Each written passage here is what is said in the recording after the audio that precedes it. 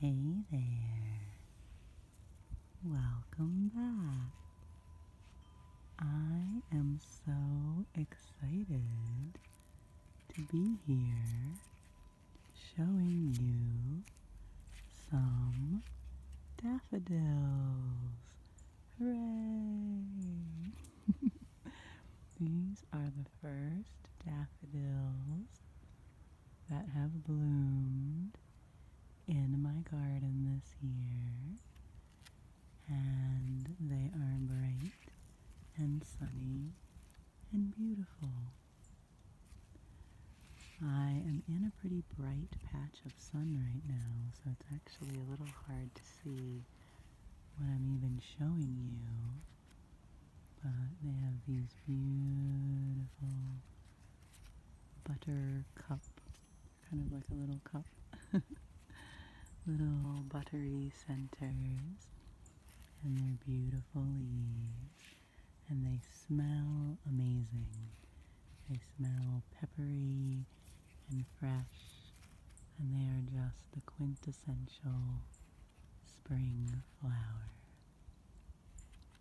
So this is our first garden tour of the year. I'm very excited. I did do my spring thaw video where I showed you all the ice melting in my yard, but I don't know if that officially counts as a garden tour.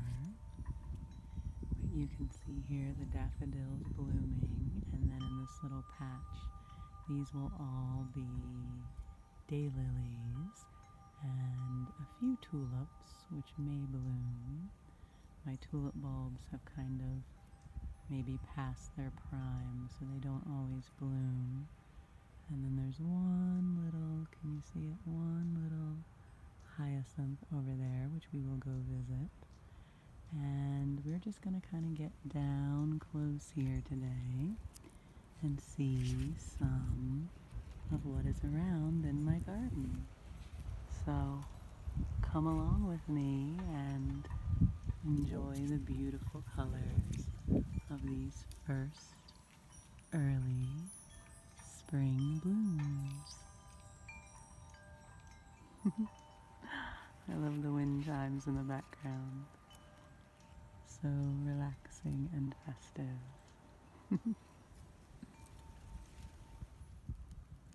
Okay, and now we're over to the right of the daffodils where we just were. You can see them over there. And these are our hyacinths.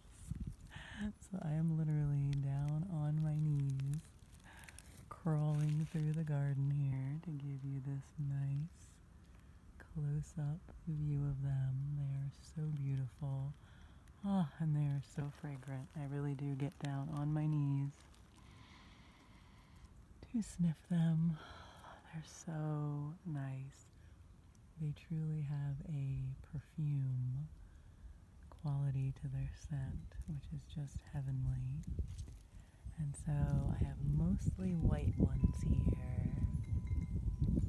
There is this one rogue little light pink one over here to the side, who's being beautiful and different. And then I'll show you the dark pink fuchsia one that's over in the other part of the garden.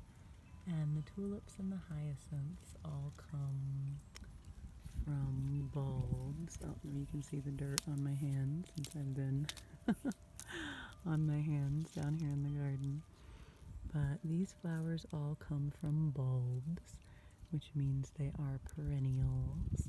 And you plant the bulbs once, and then they come back year after year after year, which is just a beautiful, beautiful gift of the garden.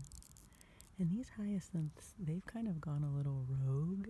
They aren't sort of the typical, very conical, like tubular shaped hyacinths, which is what they usually look like. These ones have kind of spread out and made a little clustery field of hyacinths here.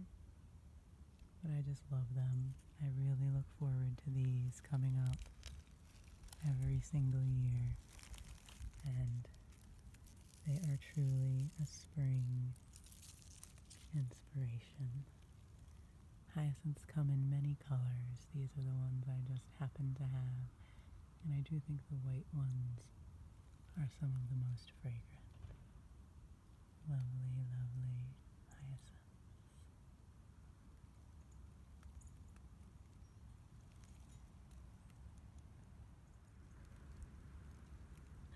So here's this one other outlier, this one fuchsia hyacinth, which I think someone gave me in a pot maybe at Easter one year, and so I just planted the bulb and it did come back.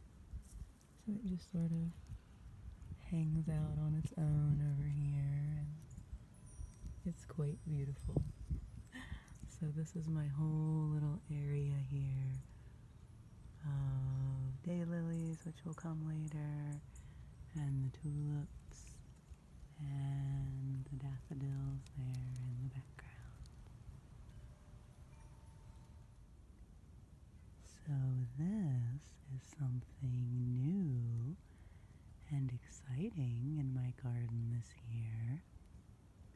I have this little patch of garden area where I have planted different things over the years. I have some herbs and have done some different flowers here, but these are, can you guess? Can you guess? Can you guess? These are garlic, and I have never planted garlic before.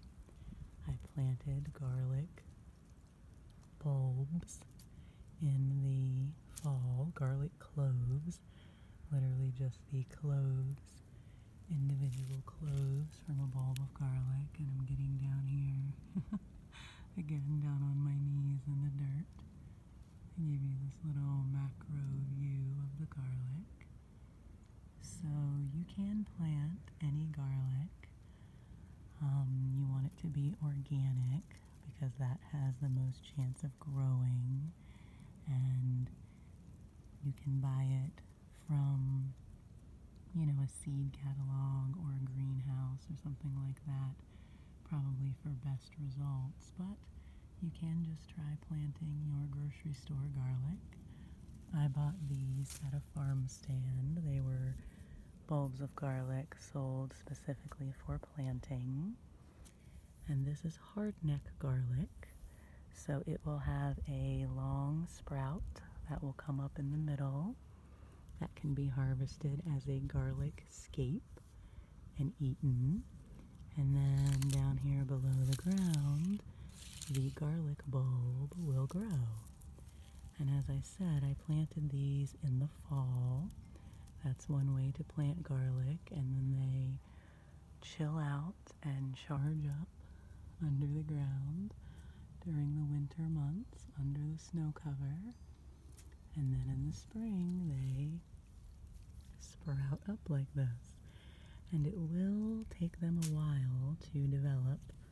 I won't be able to actually harvest the garlic bulbs until later in the summer, but it's a really cool process just to watch how this will grow, since I've never done it before, and I'm just so pleased that they came up. So let's see, I have 1, 2, 3, 4, 5, 6, 7, 8. Again, the sun is really bright here, so it's hard for me to actually see what I'm filming, but I'm really pleased about this little garlic patch that I have going. And that's my sage bush there to the left, which will come back to life. I can crawl over here a little bit. There you go, you can see there's a little bit of new growth on it, but it will come back to life. It's another perennial herb, and I'm just excited to grow my own garlic for the first time, so stay tuned for the continuing story of Devan's first garlic. I came back around here to the other side of my sage so you could see how it is coming along here. I'm a little bit in the shadow here, but it will green up and continue to grow new leaves on this old wood from last year. I did cut it back a little bit, but you don't have to cut it back completely. And I love making sage bundles to burn as incense in my home, sort of incense. It's not exactly incense, but as a sage burning bundle. And then I also harvest the sage for cooking, and I like to make a batch of sage honey every year where I infuse the sage leaves in honey, and that's really great for sore throats in the winter.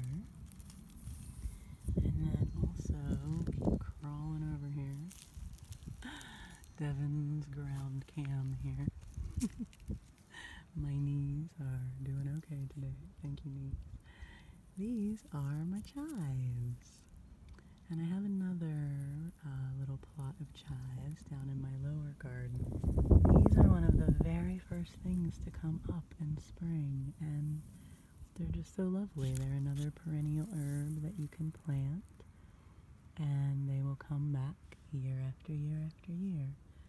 This is a clump I separated out from my original clump, which I had bought in just a little tiny pot from a greenhouse and planted, and they've been coming back for probably 10 years now.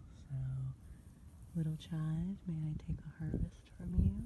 Thank you. I will just pull one off here, and you can see, you can chop these up. Traditionally they are put onto baked potatoes. You can put them into soup and salads and just munch on them. Take a little crunch of their nice, zesty, garlicky, oniony, allium-y flavor. Delicious, delicious chives. I really like to use them in salad dressing as well. They are very, very fresh and lovely. And here between the sage and the chives, we have another perennial herb that's just beginning to emerge. This is my lemon balm, and I get really, really excited about the lemon balm. Again, I'm kind of in the shadow here. Have a little bit of shadow ASMR. Ooh, what can I do tracing with my shadow?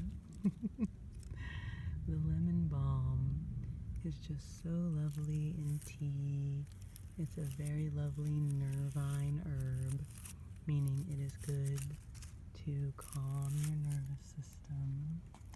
Let me see, can I get out of the shadow here so you can really see it?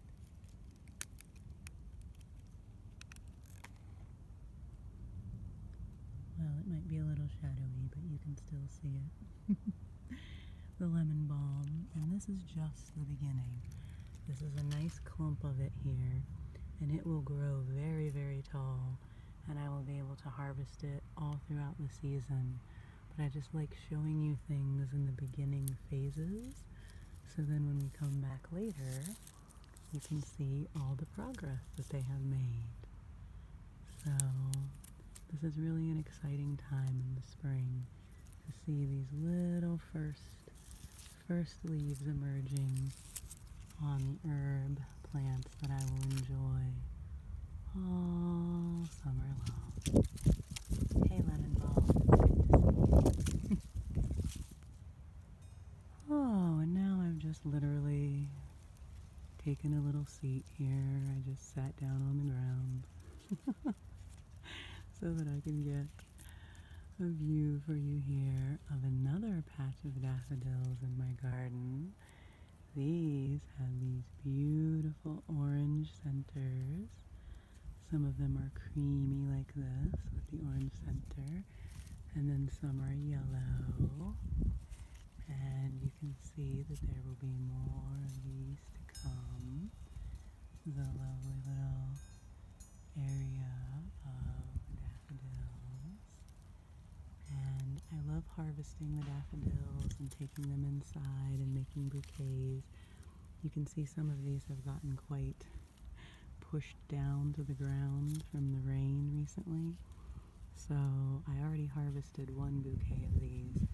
I often harvest the ones that have gotten quite bent over like this.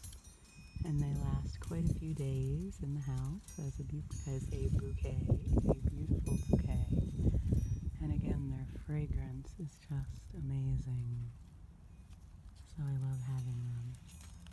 And then right here in front of me on the ground, we'll kind of move into the shadow again, but I think you can see, this is some bee balm that is just starting to come up.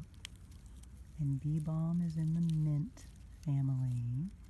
It will grow huge in my garden by the end of the summer, and it will get beautiful red flowers on it. This is a red variety that I have.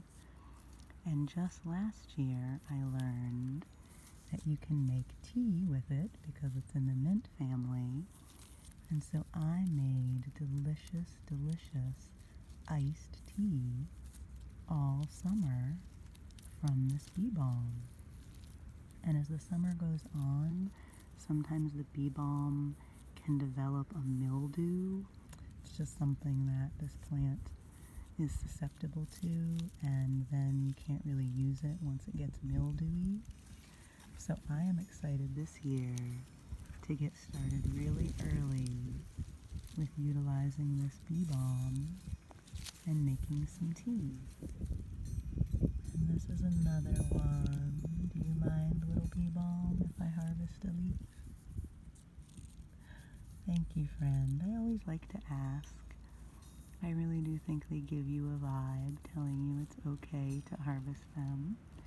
And this has such a spicy, unique flavor. It's really quite delicious. Take another little bite there. Like I said, it's in the mint family, but it's also got kind of an earthiness to it. And it really makes a delicious iced tea. And a little bit of trivia for you as I munch this leaf is that in the United States, around the time of the Boston Tea Party, when actual black tea was scarce, bee balm was used in place of black tea. So it really has quite a history of being used in that way by native peoples. And it really is a delicious, natural beverage source. So there you go. There's a little information for you on this beautiful little unobtrusive plant. Doesn't look like anything that fancy, but I was quick to notice it this year, and I'll be excited as it grows throughout the season. And then, friends, here is my forsythia. Hooray! And you can see the blue sky up above here. I just showed you not too long ago this forsythia when it was encased in ice. So I'm so pleased that it survived that. And now it is in bloom. This is such a giant flowering bush, and this came from one sprig of forsythia that I brought from my parents' home in West Virginia many years ago, and now it has grown into this monstrous mega bush. So if you ever plant forsythia, be aware that it will get huge and go wild. I mean, that's kind of what it's meant to do. It can be used as a hedgerow and a privacy divider. It's a beautiful, fun bush, and the birds love this. There will be many, many, many, many birds' nests built in this throughout the season. And the forsythia did not bloom at all last season, nor did the weeping cherry, which I'm about to show you. And sometimes that happens in some seasons. They don't always have a good year. And with everything that was going on with Justin last year, and things didn't bloom, I don't know, it just seems symbolic that this year he is in such a better place and we are in such a better place, and things are really coming into bloom. So I think that's a really beautiful symbol for us in this season of our lives. The golden beauty of the forsythia.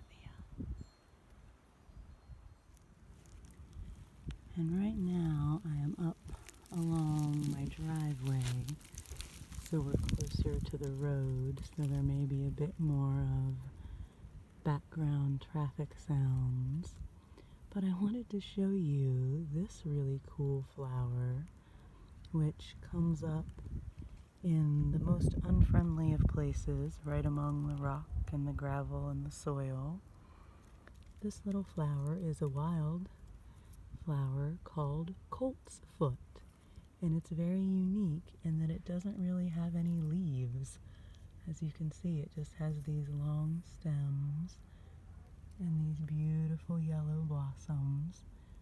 And this is the very, very first flower that we ever see in the spring. Here, it's the very, very first thing that emerges from the snow and the cold ground. So I wanted to give it a little moment in the sun. So if you happen to see these little wildflowers around you, you can know what they are. They are not dandelions.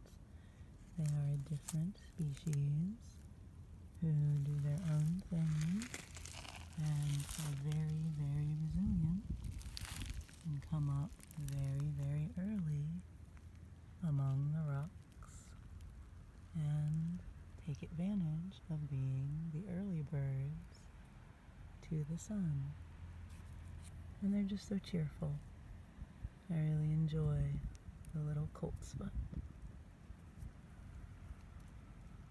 Okay, and I thought we would round out this first garden tour of the season here with our beautiful, beautiful weeping cherry tree.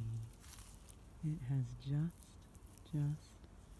busted onto the scene in the last day or so. I just think it's so beautiful because the blooms will be ready to go, the little buds like this, and then they just sort of go pop into the beautiful flowers, and to me it looks like the tree is covered in popcorn. And there are a lot of bees around me. They love these blossoms. They are just doing their thing, so I won't bother them and they won't bother me. They usually don't mind if I come in here. We've got some beautiful bright sun up above and a beautiful breeze is blowing. So I just wanted to bring you inside here with me and let us hang out for a little bit, being sort of encased in this beautiful, beautiful tree of blossoms. We've had this weeping cherry for quite a few years too. You can see this is quite, come in here to the center, this is quite a robust tree trunk. You can see, oops, all dirt on me. You can see how big it is. When we got it, it was only probably like the size of my hand. I could have fit my hand around the trunk. So it has really grown and gotten quite robust. Ooh, don't want to get a branch in my eye here. I'm really taking you close up here. We're getting up close and personal. with the weeping cherry blossoms. I will probably end up with some in my hair, and that is just fine. Well, thank you, friends, for hanging out with me today on this first little tour of the garden and my yard. There will be a lot to show you throughout the season. You know I love doing these garden tours, and these videos, they, maybe aren't quite as popular with people as more traditional ASMR videos, but I really love doing them because I think there really is a beauty and a peace in having this time with nature and with plants, and that's something that I really want to encourage and bring into the ASMR community, because there's so much peace and comfort to be found in nature. And if I can give you a tiny little bit of that and share this bounty with you, I'm so fortunate to be able to be surrounded by plants where I live. It just really brings me joy to share it with you. The wind is blowing all around us, and it's a beautiful day. So thank you for spending this time with me. It's always interesting for me to go in and look at this footage because with the brightness of the sun, sometimes I can't even always see exactly what I've filmed. It's always a treat for me as well. Take good care of yourself. Rest well. Take some time in nature as you can. And I will see you again very soon.